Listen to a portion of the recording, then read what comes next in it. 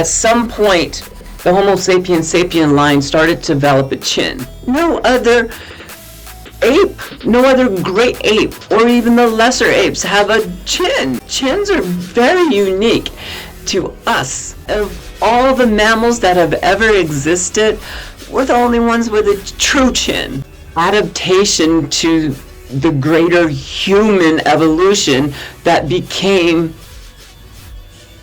the trademark of our species.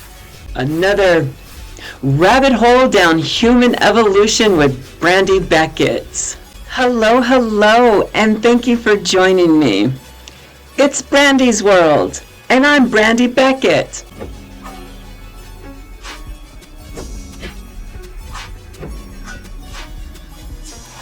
Today, we are talking about the mental protuberance.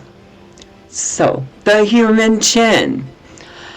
And why are you talking about the human chin, and why is it so interesting to you, Brandi? Good question. I find the human chin fascinating. For one, as a child, I was called names because of my chin, because I have a unique chin, right? So my chin has the little cleft, the little split right there. And the little kids noticed that chin's different than my chin and most of the other chins around here. So they would call things like chin or whatever. And I was like, oh my goodness, that's standing out. I don't feel good about my chin. So as a child, I did not like that little cleft in my chin. But later in life, I learned an interesting and fascinating fact about our chins. The human chin, we're the only ones to have a chin out of all the animals. All mammals. There are a couple that have chin-like features on their face. Like an elephant has a chin-like feature, but it's not a true chin like ours. A manatee has a chin-like structure on their face, but it's not a true chin. Modern day humans, and humans going back, at least the Homo sapiens sapien group of the humans, going back about 300,000 years. So our ancestry line goes back hundreds of thousands of years of having chins. And that is interesting because no other mammal has it. No other primate has a chin. No other ape, no other great ape, or even the lesser apes have a chin. None of them do.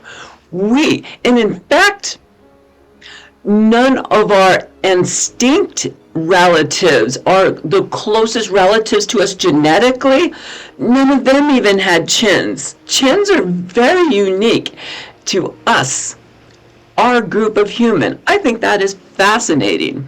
Our closest relatives that are not extinct are the bonobos and the chimpanzees, and we don't share common ancestor with them. We roll back, time and space.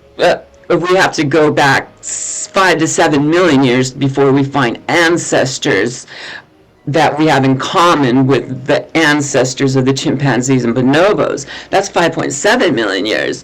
And we know we didn't have chins back then. And in fact, Neanderthals are genetically very close to us, which means that we share a common ancestor with them. Not that far in geological history and overall human history, but a long ways in our lifetime histories. So you have to go back many, many, many generations before you have a common ancestor with the Neanderthal or a Denisovan. So Denisovans are a little closer genetically to Neanderthals than they are to anatomically modern humans today, our ancestry line.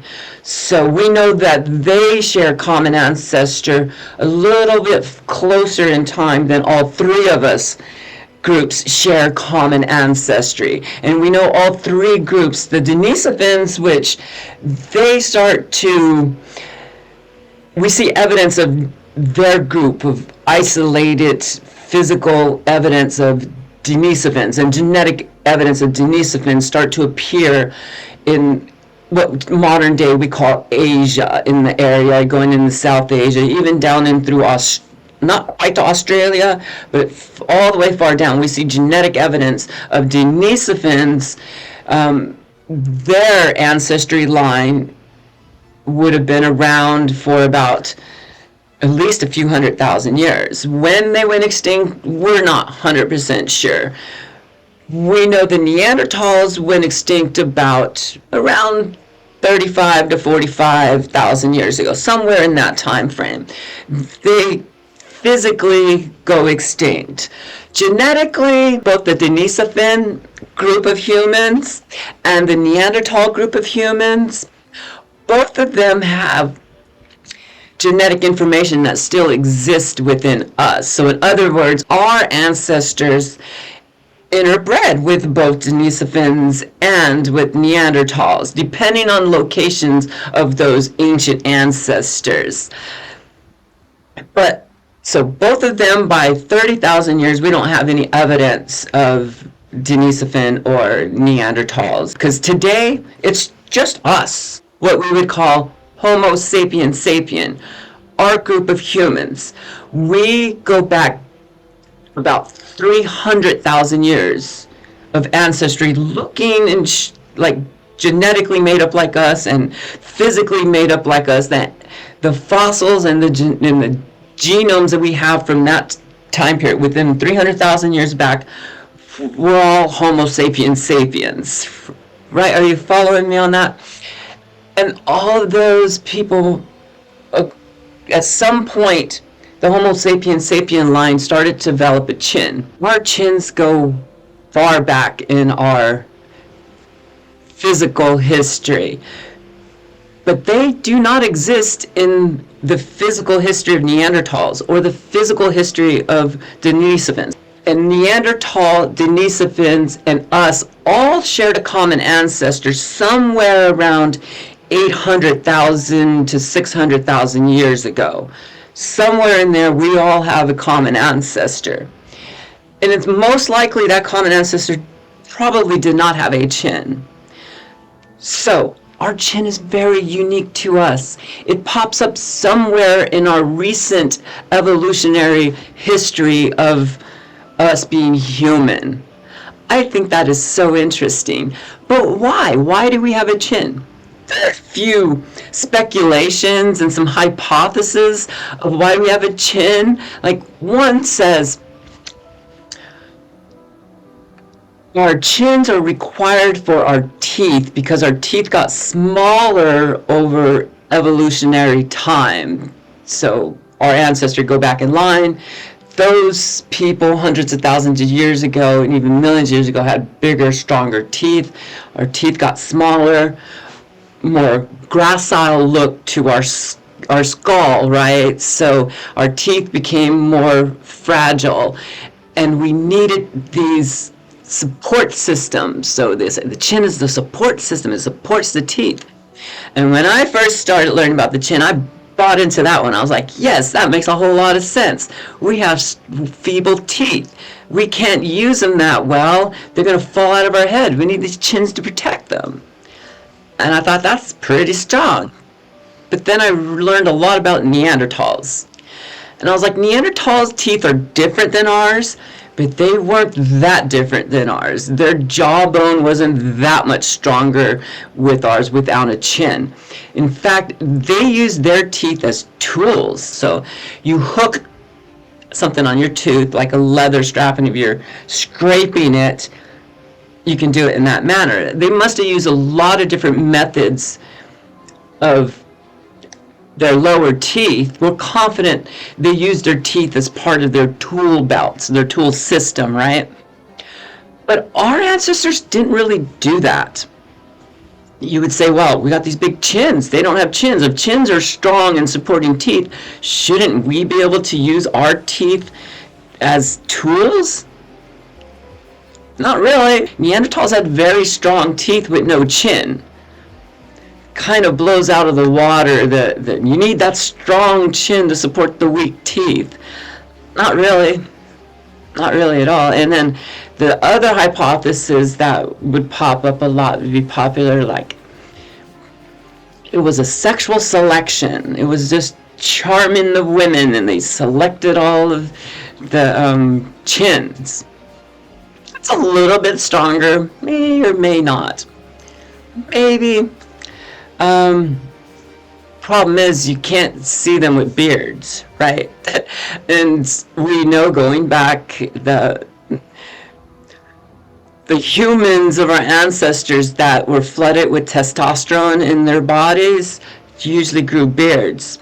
Lots of them did. Not all, lots did. And we see that popping up in how would you select chin or no chin with facial hair, because you couldn't always see the chin or no chin part. So that one doesn't always hold water. And another hypothesis would be, it is for fighting.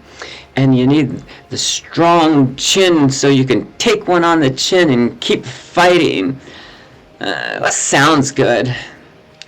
But we can look to our cousins, the Neanderthals, and did they do a lot of fighting?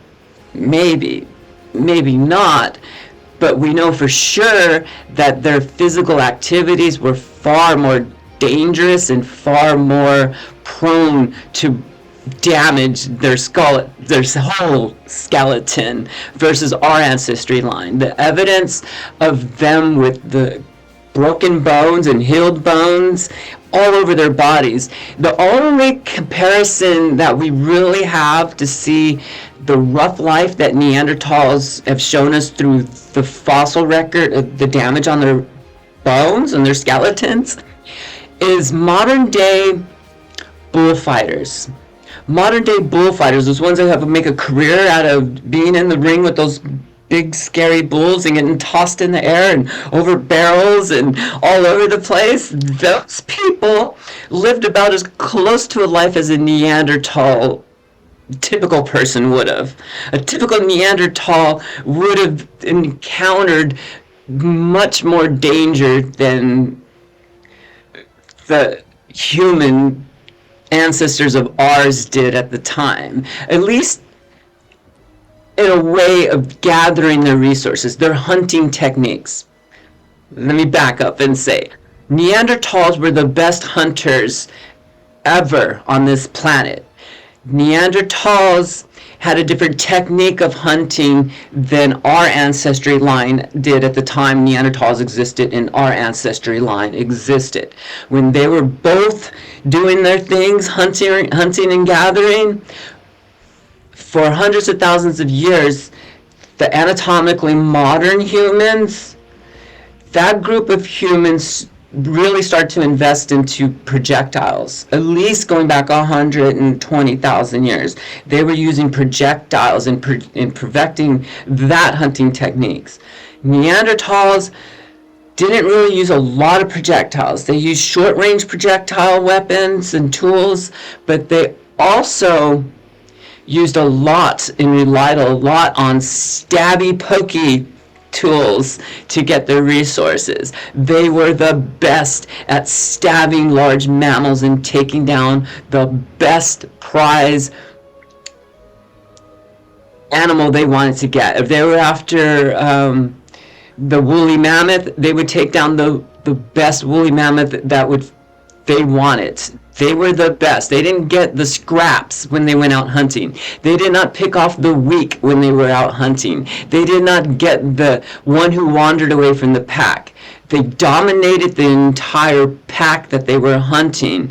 The herd, whatever they were hunting, they had techniques to control that entire herd and pick out the meat that they wanted from that entire herd, not just whatever they could find. Neanderthals were amazing hunters, and they used stabby, pokey techniques to do that. So they had to be up close and personal with their future meal.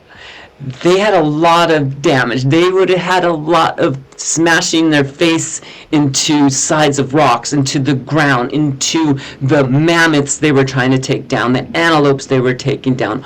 All of these large mammals that they could take down at will, they also would have had collisions with them. They needed a chin if the chin was to protect your face or whatever. They would have needed it more than us, and they did not develop a chin. We developed a chin, so why? Well, it looks like the chin is just a happy accident that we got.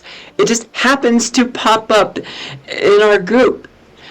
And for whatever reason, that small group who started to have these chins dominated the gene pool. The breeding pool got dominated with chinned people. That is interesting. They would have distant ancestors without chins, and all of a sudden these chins start to appear. Probably not this chin at first, not a big double chin, but a little protrusion. A little chin would have started popping up. So we haven't always been 8 billion humans on this planet.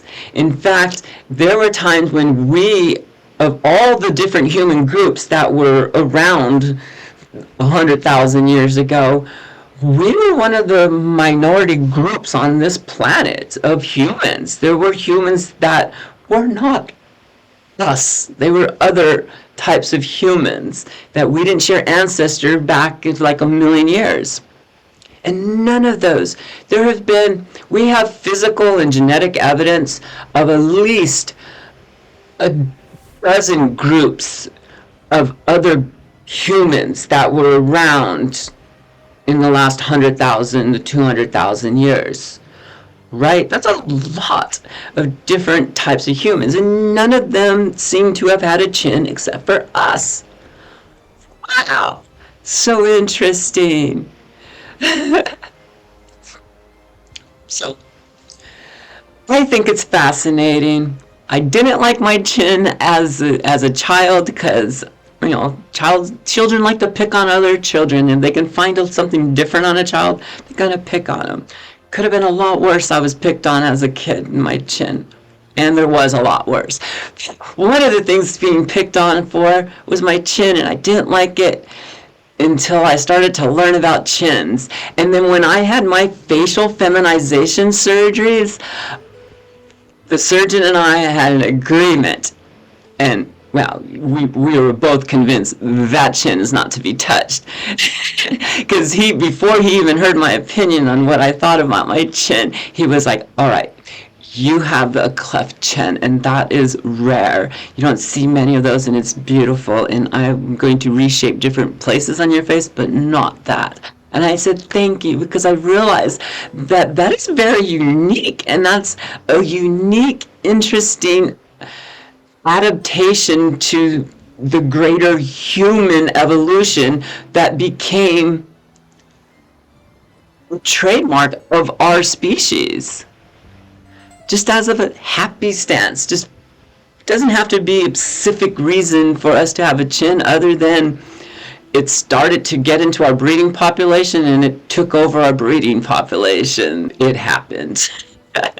Other things on the human body, they're not always driven by a sexual selection or artificial selection. Sometimes they're just happenstance. Evolution works on conservation of energy because we can see that throughout everything in the diversity of our biosphere. We see conservation of energy everywhere. And that means things that pop up, as long as they're not causing a detrimental energy lost onto other processes or pressures of evolution within that environment, they can just slip through. So the chin may not have been in sexual pressure selection. It may not have been a necessary save the health of these humans. Just a happy happenstance that we developed a chin. And be proud about that. Of all the mammals that have ever existed, we're the only ones with a true chin, right? Of all of the apes who have ever existed, we're the only ones that have a chin. Of all the primates who have ever existed, we're the only ones who've ever had a chin. So I like my chin. I think it's very special and unique and interesting and mysterious. So think about your chin And think about other parts on your body and the evolutionary trails that they've gone through to make up us, the humans we are today. You, the human you are today. Think about all the interesting things that are different than your closest non-extinct relatives. Think about how our thumbs are different. That's interesting. We have unique thumbs. We're going to do we'll do an episode on thumbs soon. Thumbs are fun. Well, I think we're going to wrap it up for today. So, another rabbit hole down human evolution with Brandi Beckett. I'm going to leave you as I always do with this message. Love yourself, but more importantly, like yourself, and treat people the way they want to be treated. Bye-bye for now.